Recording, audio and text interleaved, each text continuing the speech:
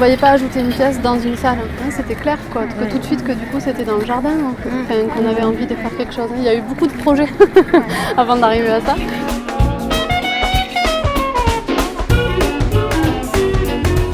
J'avais envie de jouer le contraste justement, donc, des époques, le contraste des créations. Et donc là, finalement, l'opportunité s'est présentée. Donc un collectif de céramistes a souhaité nous rencontrer pour justement essayer de créer une œuvre contemporaine.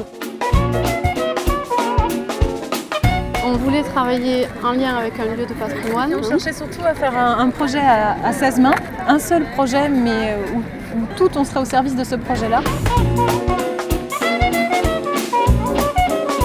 C'est une sculpture monumentale sous la forme d'un anneau, qui est faite de tout petits tubes qui sont à l'échelle du nano. Perception du tout petit dedans et une perception de l'infini, de la quantité qui forme un seul tout perçu depuis l'extérieur.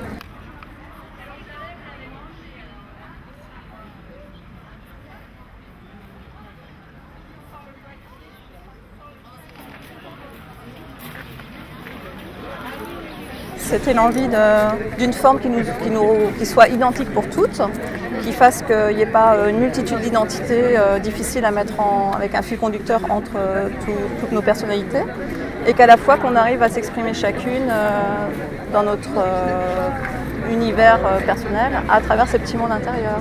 Qui sont des échos soit à notre sensibilité, soit à des choses qu'on a observées, dont on s'est imprégné dans le musée, de façon figurative ou de façon plus sensible.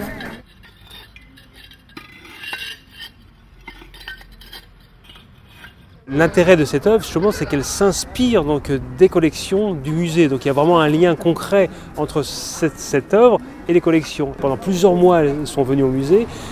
Cette résidence a été suivie par des scolaires. Actuellement, donc, il y a une exposition avec des travaux des scolaires qui ont suivi également la réalisation donc, des céramistes.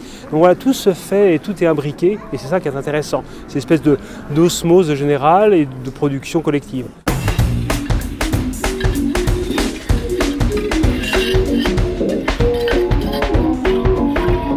On essaye de développer des journées spéciales où l'accès est gratuit, comme des nocturnes. Il y a 2 nocturnes par exemple l'été. Donc voilà, on va essayer de faire en sorte que l'œuvre soit vue par le plus grand nombre. Mais ce qui est intéressant également dans la disposition de l'œuvre en plein milieu du jardin, c'est qu'elle est également visible de la rue. Donc voilà, tout le monde peut aussi la voir depuis la rue.